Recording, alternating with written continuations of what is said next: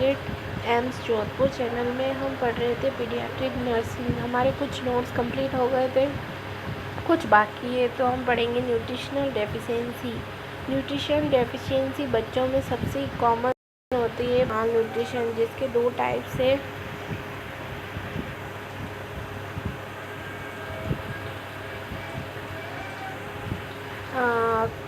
क्वासिकर और मेरारमस। ठीक है, क्वासिकर में क्या होता है, पीके मूवी का नाम सुना होगा आपने। ठीक है, पीके मूवी का नाम सुना होगा।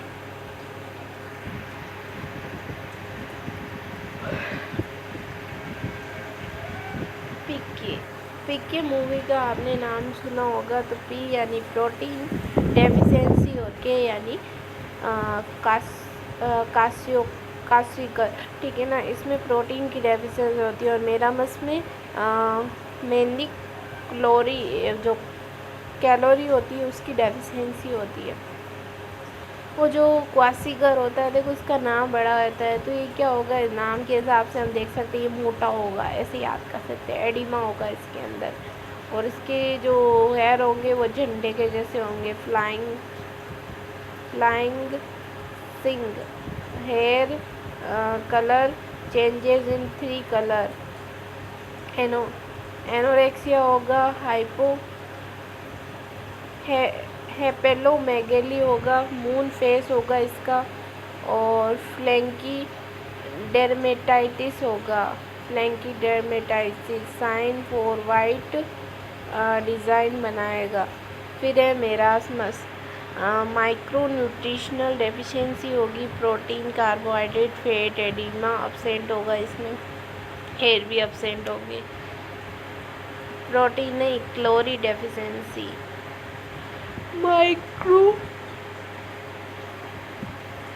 जिसे हम माइक्रो न्यूट्रिशनल डेफिशिएंसी बोल सकते हैं, जैसे कि protein, carbohydrate, fat, oedema absent रहेगा, हेयर अब्सेंट रहेंगे। Varicose appendicitis, wall like appendicitis, severe muscles, weight loss, monkey face, और ये सब कुछ रहेगा। एक्यूट माल न्यूट्रिशन किसको बोलते हैं, वेट और हाइट को देखते हैं उसको एक्यूट माल न्यूट्रिशन बोलते हैं। ये क्वेश्चन में पूछा जाता है एग्जाम में क्वेश्चंस। तो एक्यूट यानी कि थोड़े समय के लिए क्या कम हो सकता है, वेट हो सकता है, और थोड़ी हाइट कम लग सकती है। हम बीमार रहते हैं तो ऐसा लगता है थोड़ा झुक के चलते हैं, थोड़ा ऐसा हाइट कम लगने लग जाती है। वेट जब एक्यूट थोड़ा माल न्यूट्रिशन होगा तो वेट कम हो जाएगा, और थोड़ी हाइट हम क्या है थोड़ा चुस्त होने लग जाते हैं, डायरिया वगैरह हो, खाना प्रॉपर ना मिले तो हम झुक के चलते हैं, तो क्या हो गया, हाइट भी कम हो गई। ऐसे याद कर सकते हैं। क्रोनिक माल न्यूट्रिशन में क्या होगा, हाइट भी कम हो जाएगी और एज कम हो जाएगी। वेट तो पहले से ही कम था, तो इसमें वेट को तो अब कोई मानने ही नहीं है, तो हाइट और एज कम हो जाएगी इसके अंदर। और अगर एक्यूट और क्रोनिक दोनों मिल जाए तो वेट फॉर एज, यानी कि फर्स्ट वाला ही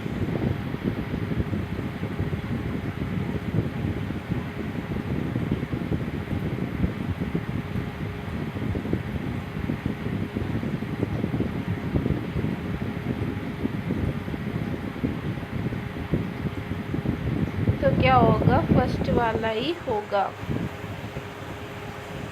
फर्स्ट वाला क्या था, नहीं, तब क्या हो जाएगा, वेट फॉर एज, जो कि अभी तक नहीं आया। पहला क्या था, एक्यूट माल न्यूट्रिशन। एक्यूट माल न्यूट्रिशन क्या था, एक्यूट में क्या होता है, बच्चे का वेट कम हो जाता है तो वेट और थोड़ा झुक के चलेगा। एक्यूट माल न्यूट्रिशन होगा तो हाइट तो है, वेट और हाइट कम हो जाता है। क्रोनिक में अब वेट तो है नहीं, तो हाइट और एज कम हो जाती है। और पहले में क्या होता है, वास्टिंग होता है, यानी कि वजन कम होता है। सेकंड में क्या होता है, शॉर्टनिंग होता है, स्टंटिंग या शॉर्टनिंग। और एक्यूट और क्रोनिक में क्या होता है, वेट और एज दोनों ही कम हो जाती है। अब वो एज के हिसाब से बढ़ेगा नहीं। तो एक्यूट और क्रॉनिक में क्या होता है, वेट भी कम हो जाता है और एज फॉर वेट हो जाता है। ठीक है, स्टंटिंग एंड वेस्टिंग। फिर है 70 kg वेट है तो उसके अंदर 60% क्या है, वाटर है। 42 लीटर वाटर में 28 लीटर तो होता है इंट्रा सेलुलर फ्लूइड और 14 लीटर होता है extra cellular fluid. Extra cellular में 9% होता है इंटरस्टिशियल फ्लूइड और 4% या 4 लीटर होता है इंट्रावस्कुलर फ्लूइड। और थर्ड में क्या होता है, 1% स्पेस में रहता है, दो सेलों के बीच की जगह में होता है, मतलब ठीक है ना।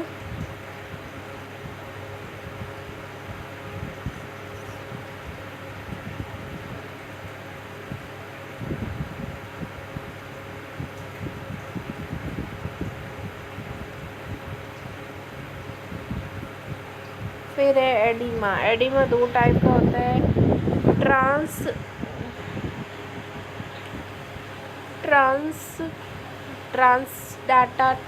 डाटा और exudate.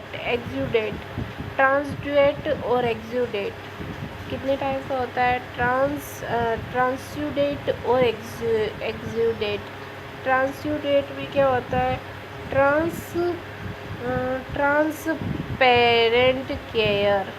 Transparent care and substance absent inflammation. Exudate में क्या होता है, सब्सटेंस अब्सेंट होते हैं और इन्फ्लामेशन होता है। जबकि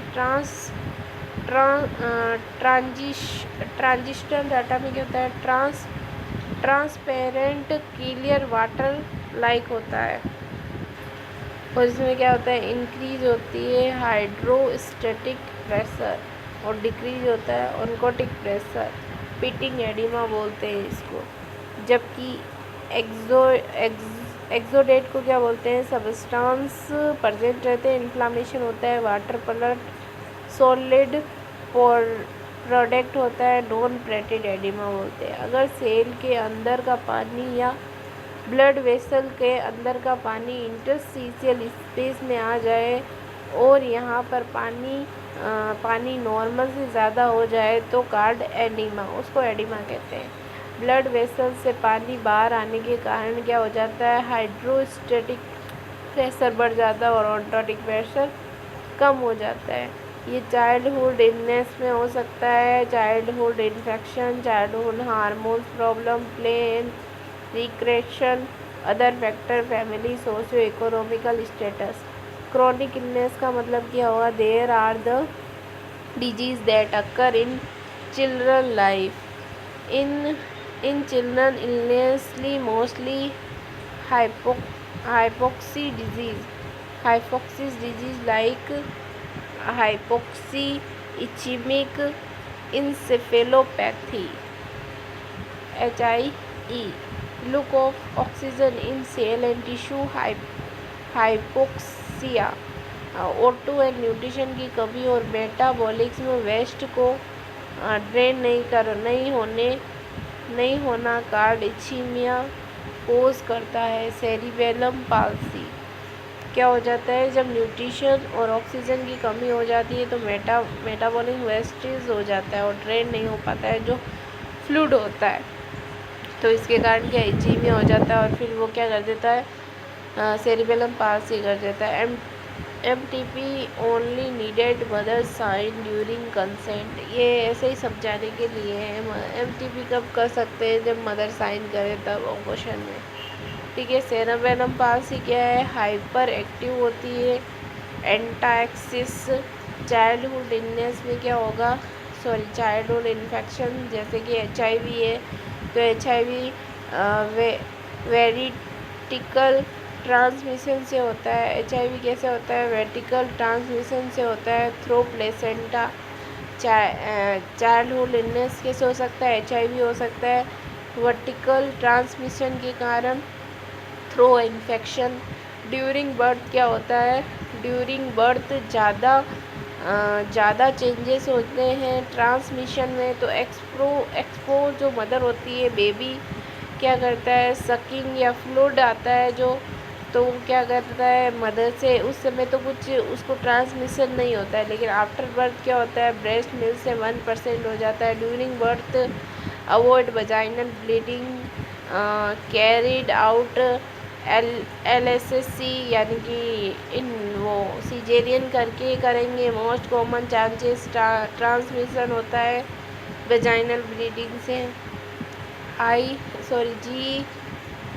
HBsAg, यानी कि at birth hepatitis B vaccine and hepatitis B immunoglobulin IG। Hepatitis B क्या है, एंटीजन है, जो कि क्या लगाएंगे विदिन 32 आवर्स के अंदर लगाएंगे। सेकेंड डोज हेपेटाइटिस बी की 1 मंथ पे और थर्ड डोज हेपेटाइटिस बी की 6 मंथ में।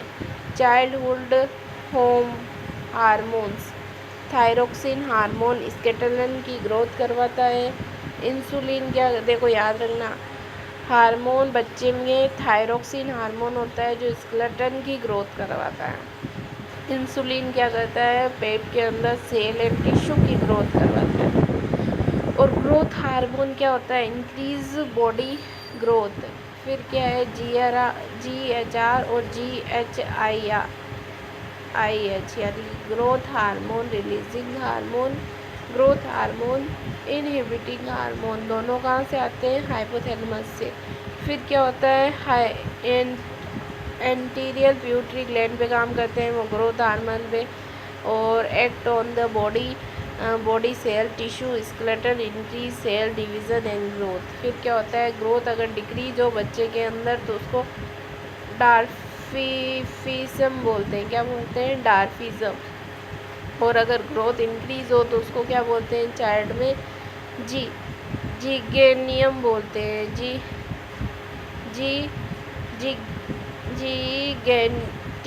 जैगेटिज्म बोलते हैं। क्या बोलते हैं, अगर बच्चे में ग्रोथ ज़्यादा हो जाए, उसकी प्लेट बंद होने के बाद भी, वह बाद में तो नहीं होती, अगर वो क्लोज ना हो तो उसको जैगेटिज्म बोलते हैं। और अडल्ट में होता है उसको एक्रोमेगेली बोलते हैं। ए यानी ए याद रख लेना, एक्रोमेगेली यानी ए यानी अडल्ट, और जी यानी कि बच्चा, पालेजी वाला बच्चा, जी से याद कर लेना, पालेजी वाला बच्चा।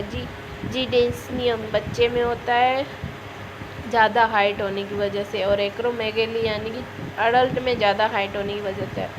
डार्फिज्म, डी क्या आता है, पहले ही आता है, और डी यानी से डार्फिज्म, ऐसा लग रहा है छोटा ही है तो ग्रोथ कम हो जाती है। फिर है जेनिटिज्म क्या होता है, जेनिटिज्म क्या होता है, एक्सेसिव ग्रोथ हार्मोन, पालेजी वाले बच्चे में होता है एक्सेसिव ग्रोथ, लेकिन वो बड़ा नहीं होता है ना, पालेजी वाला नहीं होता, हमारा बच्चा ज़्यादा ग्रोथ में बड़ा हो रहा है। जेजेटिज्म का मतलब होता है excessive growth hormone secrete before the closing of epiphysis plate. इसमें क्या होता है, एक्सेसिव ग्रोथ होती है हार्मोन की secretion before the closing of epiphytic plate, mostly seen in childhood age, increased length, acromegaly, excessive growth hormone after the closing of the epiphysis plate, mostly seen in adult, increased length and breadness.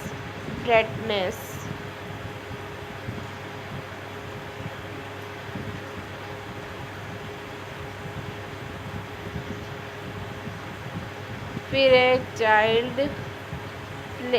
Childhood या फिर play and reaction.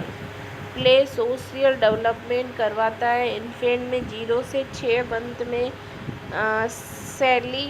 सेलिटेटरी play कराते हैं, क्या कराते हैं, सेलिटेटरी play करवाते हैं। फिर 6 से 12 मंथ का बच्चा होता है तब क्या कराते हैं, ओल लुकर प्ले, क्या कराते हैं, ओल लुकर पे, कोई क्या कर रहा है नोटिस करके खेलता है।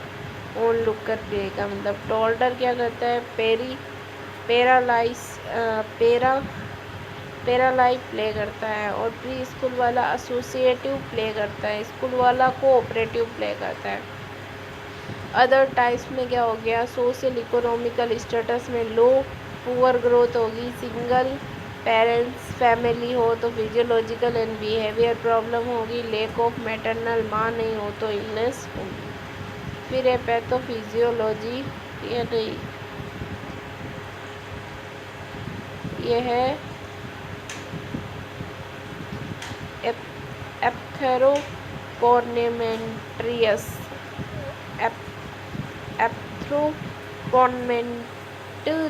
एप्थेरोकॉर्नेमेंट्री यानी कि it is a meaning tool that help in the measuring of the growth. Following are some parameter that measure growth: weight, height, length, head circumference, chest, mid upper arm circumference, जिसे को हम MUAC कहेंगे, upper body segment and lower body segment. फिर का है ponderal index, stem status index, definition, bone donation और bone as. Wait में क्या है, नॉर्मल वेट कितना होता है बच्चे का 2.5 kg से 3.5 kg नॉर्मल वेट होता है बच्चे का। एवरेज वेट कितना हो जाता है, अगर एवरेज वेट पूछे तो 2.8 kg। वेट लॉस कब होता है, शुरू के 10% टर्म हो तो और प्री टर्म हो तो 15% वेट लॉस होता है। First 7 of the life, first 7 day of the life में अगर प्री मेच्योर हो तो 15% और मेच्योर टर्म हो तो 10% वेट लॉस होता है। ड्यू टू क्यों होता है, एक्सटर्नल इन्वायरमेंट एडजस्टमेंट के कारण होता है, फ्लूइड लॉस के कारण होता है, इमेच्योर किडनी के कारण होता है, unable to concentration the urine, polyuria, fluid loss, weight loss हो जाता है। फिर रीगेन वेट कब कर लेता है, नेक्स्ट 3 डे, 7 दिन में तो लॉस हुआ, फिर अगले उसके 3 दिन में क्या होगा, 8, 9, 10 डे में क्या करेंगे, 10 डे पे क्या करेगा, वेट वापस इक्वल हो जाएगा, वेट गेन हो जाएगा। कब होगा, अब 20 से 30 ग्राम डे, मतलब 20 से 30 ग्राम डे के हिसाब से होगा। 0 से 6 मंथ तक बढ़ेगा, डबल कब हो जाएगा, वेट 5 मंथ पे डबल हो जाएगा, यानी कि 3 किलो का बच्चा है तो 6 किलो का हो जाएगा। कब, 5 मंथ या 6 मंथ पे डबल हो जाएगा वेट बच्चे का। फिर weight gain 10 to 15 gram day, 6 to 12 month, triple weight 1 year, double तो कब हो गया 5 to 6 मंथ पे और ट्रिपल कब हो गया 1 ईयर पे। अब है ना 1 ईयर के बाद में क्या होगा, इंटू करते जाओ 4, 5, 6, 7, 8, 4, 5, 6, 7, 10 ऐसे। तो 4 से करेंगे तो क्या हो जाएगा 2 ईयर, 5 से करेंगे 3 ईयर, 6 से करेंगे 5 ईयर, 7 करेंगे 7 ईयर, 10 को करेंगे 10 ईयर। फिर क्या है, waiting mechanism, brim balance, standard scale, community step unit.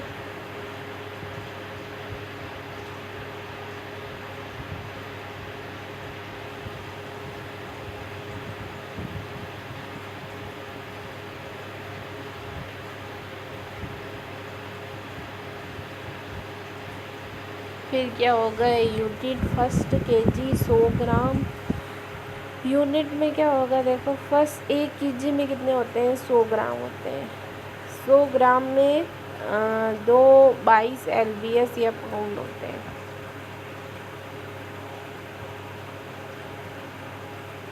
फिर है हाइट या लेंथ।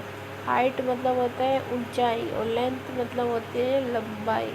तो बर्थ लेंथ कितनी होती है, 50 सेंटीमीटर, 45 से 50 सेंटीमीटर या 50 सेंटीमीटर मान सकते हैं। इंच में 18 से 20 इंच, 2.5 सेंटीमीटर। मंथ 0 से 6 मंथ में 15 सेंटीमीटर होगा और 6 मंथ के बाद 50 + 15 हो जाएगा 65 सेंटीमीटर। और फिर 8 to 1.5 ईयर मंथ में 6 से 12 मंथ में क्या हो जाएगा 10 सेंटीमीटर हो जाएगा। 12 मंथ में 65 प्लस 10 बराबर 75 सेंटीमीटर या 50% ऑफ बर्थ लेंथ हो जाएगी। 2 ईयर पे क्या हो जाएगा 75 प्लस 12 कर देंगे तो हो जाएगा 87। 87 प्लस 9 कर देंगे 3rd ईयर पे तो 96 हो जाएगा। 4 ईयर पे डबल हो जाएगा 96 प्लस 7 यानी कि 103। और 5 ईयर पे 103 प्लस 6 हो जाएगा 109। फिर क्या है आफ्टर 5 ईयर लेंथ कितनी हो जाएगी 5 सेंटीमीटर मंथ इतनी बढ़ेगी, मतलब आफ्टर 5 ईयर के बाद। 3 ईयर पे क्या हो जाएगा 109 प्लस 48 149 सेंटीमीटर। अब क्या था जीडीसिज्म का हमने बताया था excessive growth in child. Gigantism excessive growth hormone excessive length infantometer use in infant age या measuring length up to age of 2 year according to WHO। इसको बोलते हैं infantometer. Stadiometer instrument used to measure height of the child, measure in standing position, unit metre centimetre inch and feet. 1 metre में कितने होते हैं 100 centimetre. 100 centimetre में कितना होता है 1 इंच और 1 इंच में कितना होता है 2.5 centimetre.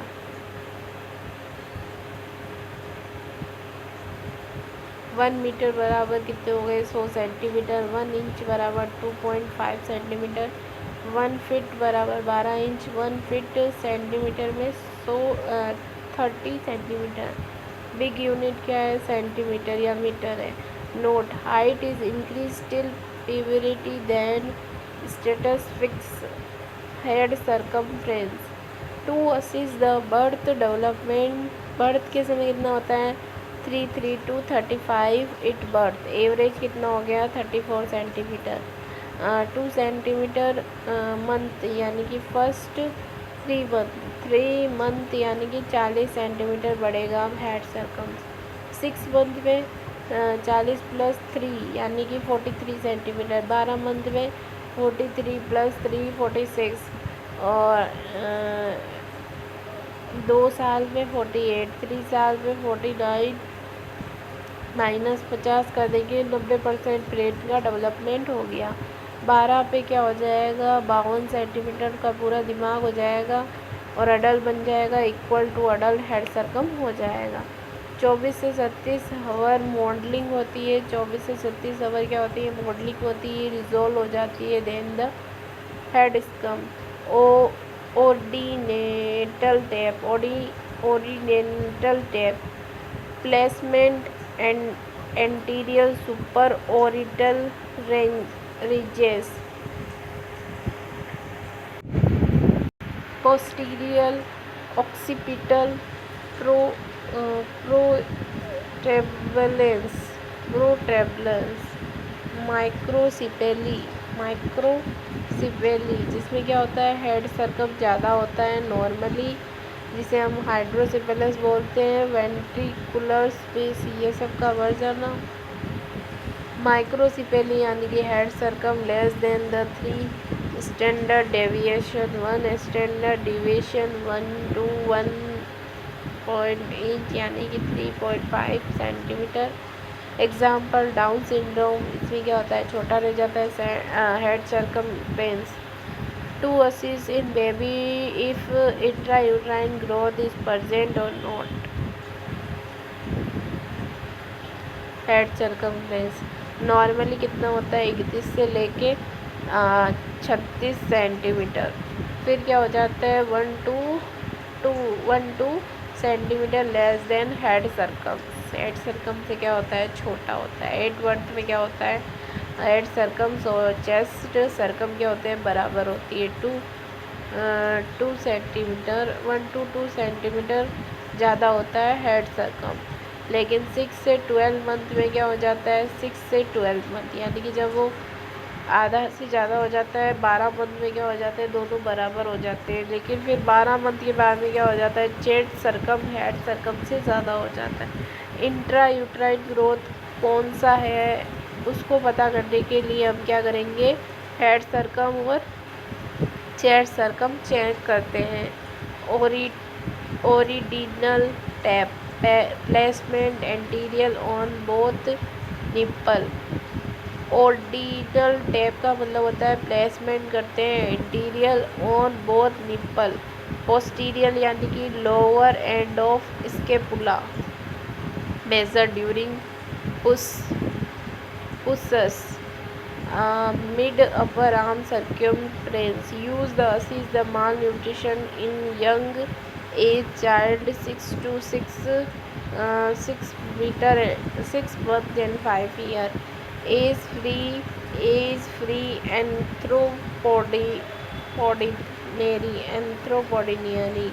For measurement of this parameter used by Sklar chain.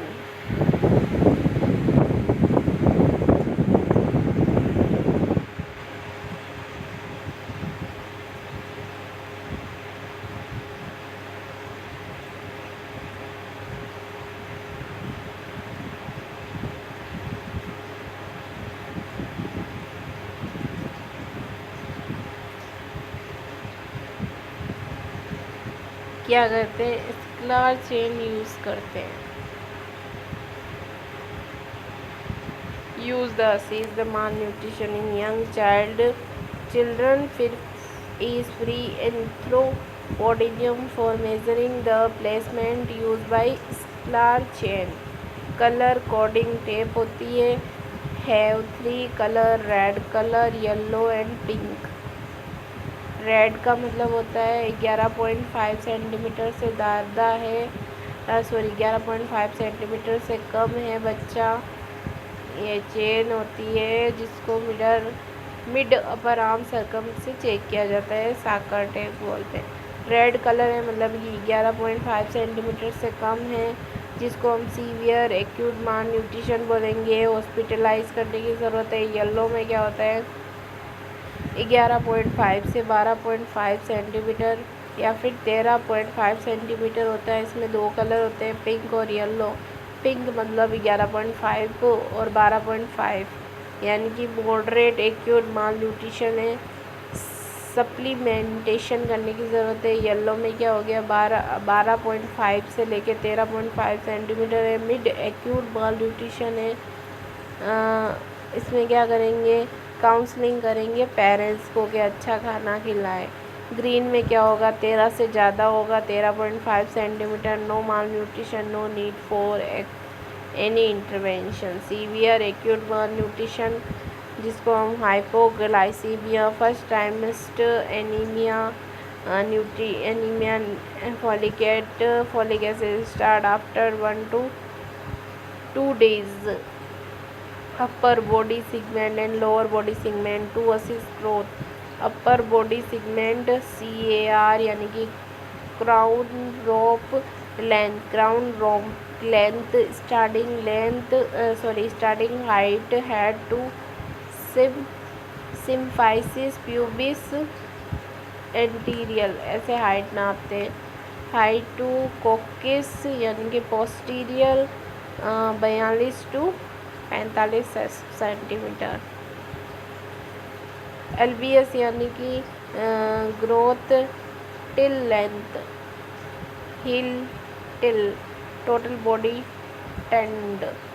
CR यानी क्रो रूम लेंथ, 50 में से 32 माइनस करेंगे 108 आ जाएगा, तो अपर सेगमेंट लोअर सेगमेंट निकालेंगे।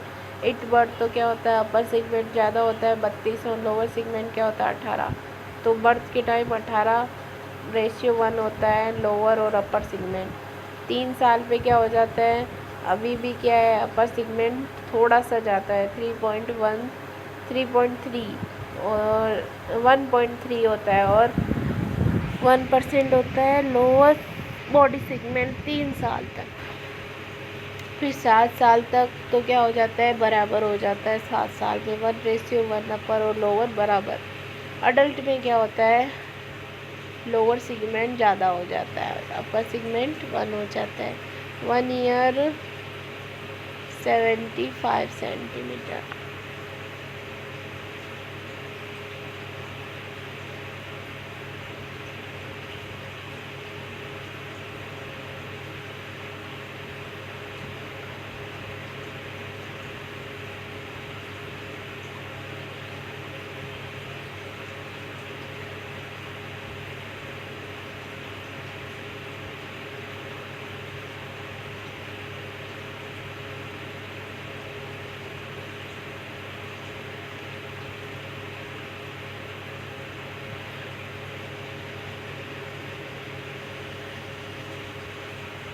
एक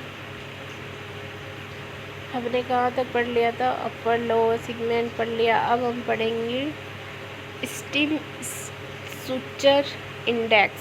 steam structure index, stem structure index यानी कि CRL और CHL into 100, 35/50 into 100, 70 at birth steam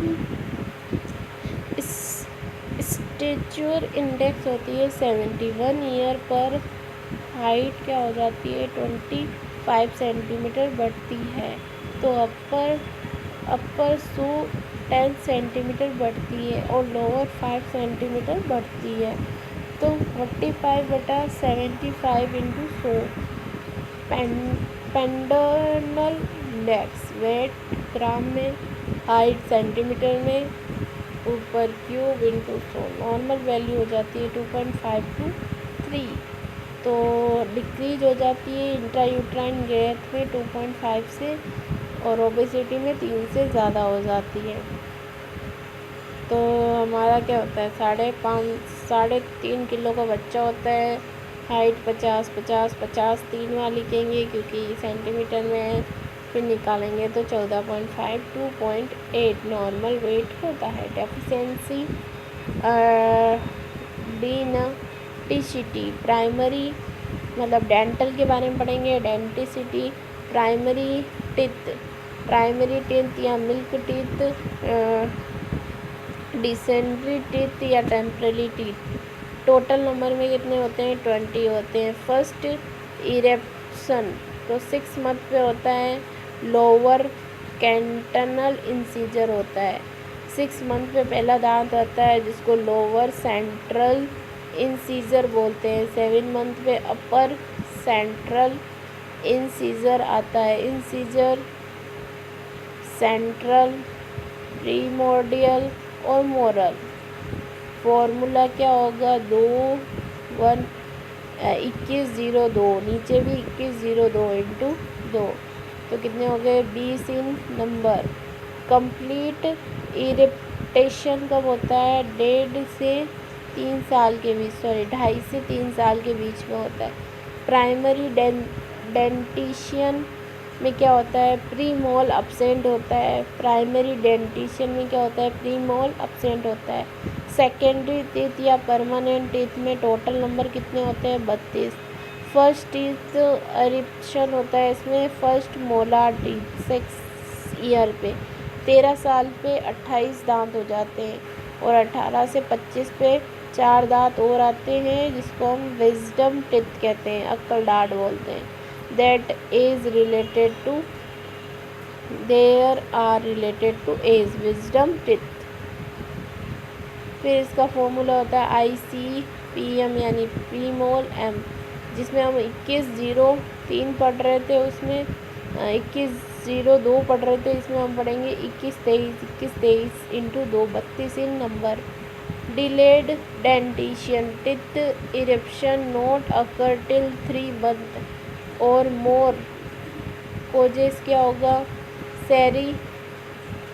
सेरिटिनिज्म यानी कि कंजेनाइटल हाइपोथायरॉयडिज्म, रिकेट्स हो सकता है, विटामिन डी एंड कैल्शियम की डेफिशिएंसी, माल न्यूट्रिशन हो सकता है। फिर है नेटल टीथ या precocious teeth. Teeth present at birth, problem in breastfeeding, lost teeth, risk of aspiration। अगर टीथ की कमी हो तो क्या हो जाएगा, एस्पायरेशन में प्रॉब्लम होगी। इसका ट्रीटमेंट या reaction, mainly remove with gloves hand. Bone age, wrist x-ray, visit x-ray, carpal bone number at, birth में 1 होती है, एज में क्या होती है 0 होती है।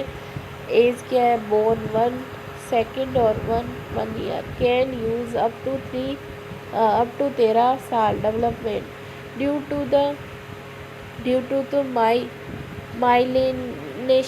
To myelination of the neuron there is a disappearing of relation and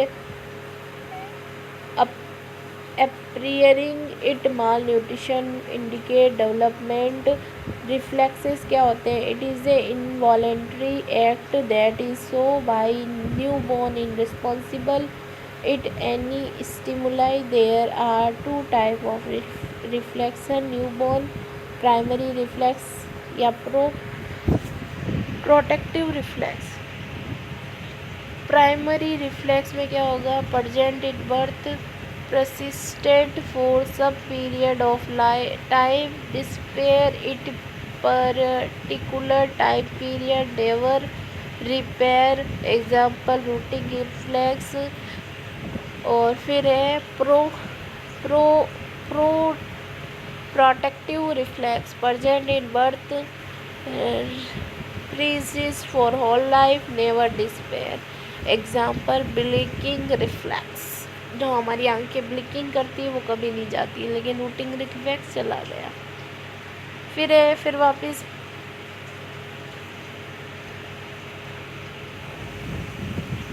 primitive reflex, rooting reflex, tonic neck reflex, Moro reflex, standard reflex, palmar, plantar, Babinski, stepping, glabellar, doll eye extension, tongue reflex, Landau reflex, Galant, parachute, swimming. Rooting reflex क्या होता है, rooting reflex, when examiner touch corner of the mouth of newborn should turn his or her head to mouth, the touching side mouth क्या होता है, widely open करता है,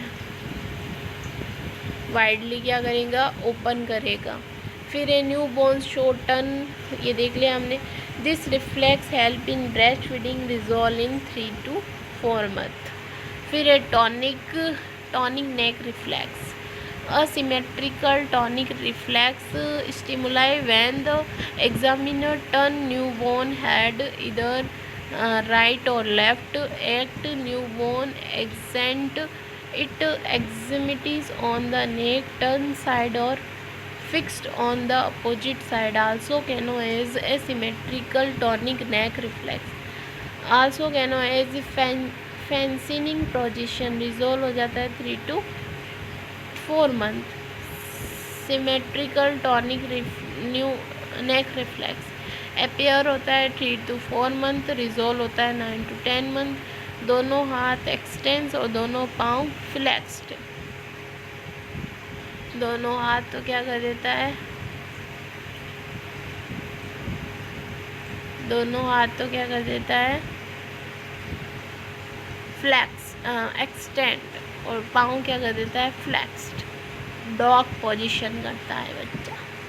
Moro reflex stimuli when newborn is hold on neck stimuli देते हैं when newborn is hold hand, neck is support by another hand, sudden neck supporting hand is remove, neck fold back. फिर होता है abduction and adduction.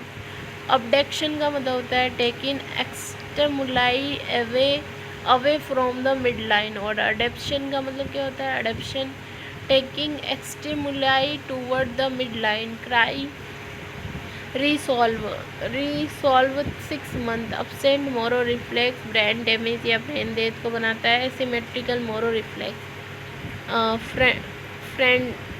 फ्रंटस bone, frontal बोल या frontal बोल, कैल्विकल beauty बोलते हैं जिसको, bone laterally situated bone, humerus injury to brachial plexus Erb's यानी कि C5 to C6, वास्टियर टिप कैलमेयर यानी C7 या C8 T1। Standard reflex stimuli when the examiner procedure sudden loud sound newborn so. Abduction and adduction minimum होता है। Cry करता है, resolve हो जाता है 6 to 4 मंथ में। फिर आता है palmar reflex when the newborn is stimuli it the base of the fingers act palmar grafting, resolve 3 to 4 month. Palmar reflex हो गया। अब है plantar reflex when the newborn is stimuli it the base of the toe act palmar plantar flexion करेगा और resolve हो जाएगा 8 month पर। वॉन्टनल रिफ्लेक्स बेबीज़ की reflex when the fill of newborn is stimulated from the heel side using lateral aspect towards the upward side newborn, so dorsiflexion on the great toe, faceting of the remaining toe। Resolve हो जाएगा 1 year पे। 1 year से कम होना positive होता है और 1 year से ज़्यादा होना नेगेटिव होता है, यानी कि 1 साल के बाद तो ये नेगेटिव हो जाता है और 1 साल से कम बच्चा है तो उसमें क्या होगा? पॉजिटिव। प्लांटर फ्लैक्शन क्या हो जाता है? नेगेटिव हो जाता है। अगर 1 साल के बाद भी पॉजिटिव आता है तो ब्रेन हैमरेज को बताता है। स्टेपिंग या dancing reflex when the newborn is the hold vertical and standing position, newborn show dance like act। Dancing reflex forward stepping act resolve हो जाता है 3 to 4 मंथ में। पाँव को स्टिमुलाई देने पर की चेस्ट की ओर जाता है। Glabellar reflexes when the glabellar reflex यानी कि बिंदी पार्ट पे होता है। When the glabellar part of newborn is stimulated, eye weaving, यहाँ पे दबाएंगे तो आई ब्लिंकिंग करेगा, रिजोल्व हो जाएगा 3 to 4 मंथ में। Doll eye reflex when the sudden movement of newborn there is a baby neck movement but eye ball fixation occurring, resolve 3 to 4 month. Extrusion tongue reflex when newborn tongue is stimulated with the help of gloves hand, newborn show extension extension of tongue. ये कब हो जाएगा? 3 to 4 month में resolve हो जाएगा, यानी कि 1 month में। फिर होता है landers reflex when the baby is hold horizontal in one position, newborn show fiction of the leg and extension of the neck, resolve 8 to 9 months, appear start 3 to 4 months। Gallant reflex when the newborn is holding horizontally in one position and a sudden stimuli along with vertical canal spinal cord from lower to upper side, newborn turn toward the stimuli side, other right to left, right या left. Appear होता है 3 to 4 month, resolve हो जाता है 8 to 9 month. फिर है पैराचार्ट reflex यानी कि protective reflex. In this reflex newborn is moved from upper to lower side with a sudden movement, newborn show extension of arm to protect body, appraising appraising till 18 month, resolve lifelong, never despair, sweating नहीं, जो swimming करते हैं, swimming reflex. New born is a good swimmer, there is a newborn is a good swimmer, there is a involuntary movement of the extremities of newborn, resolve 3 to 4 months. Sucking, swallowing and sweating, sucking, sweating और swallowing। Sucking and sweating क्या हो गया, primitive reflex होते हैं जो कि 3 to 4 month resolve हो जाते हैं। स्विकिंग, ठीक है, प्रीमेटिव रिफ्लेक्स होते हैं। स्वेलिंग क्या होता है, प्रोटेक्टिव होता है। नेवर डिस्पेयर होता है। बच्चों में क्या होता है, ब्रीच एंड फीडिंग दोनों, बच्चों में ब्रीथ एंड फीडिंग दोनों सिमेट्रिकल करता है। अगर बच्चे का नोज बंद हो तो वह फीडिंग को छोड़ता है और नीचे में देखता है, फीडिंग नहीं कर पाता है। अडल्ट नोज ब्रीथिंग होती है। बच्चा क्या करता है, सकिंग एंड ब्रीथिंग सांस में करता है। मतलब बच्चा क्या करता है, सकिंग भी करता है और ब्रीथिंग भी करता है जब वो दूध पीता है, पर हम ऐसा नहीं करते हैं। बच्चा क्या होता है, सक करता है तो मिल्क ओरल कैविटी में भर जाता है, तो एक क्या होता है, रिफ्लेक्स होता है, पर्जेंट कीरिएट होता है, वॉक्यूल बनता है, जिससे क्या हो जाता है आगे सकलिंग करना कहते हैं। वॉक्यूमर कीरिएट इसलिए करता है तो मिल्क को स्वेलिंग कर सके। प्रोटेक्टिव रिफ्लेक्स या control reflex. Sneezing, upper respiratory tract, coughing, lower respiratory tract, 10th cranial nerve, swallowing के लिए भी 10th क्रेनियल नर्व, कैफिंग के लिए भी 10th क्रेनियल नर्व, वॉमिटिंग भी 10th क्रेनियल नर्व, ब्लिंकिंग भी 10th क्रेनियल नर्व, कोरेनल रिफ्लेक्स भी क्या करती है, 5 कराती है, ब्लिंकिंग और कोरिनल रिफ्लेक्स 5 क्रेनियल नर्व कराती है। Use dental product 5 cranial nerve को ब्लॉक करती है, रिस्क 5 क्रेनियल नर्व तो इंजरी हो जाती है। Sneezing upper respiratory tract stimuli 5 cranial nerve together trigeminal nerve की वजह से होता है। अब एक माइलस्टोन जो कि हम पढ़ेंगे अगले वीडियो में। Thank you.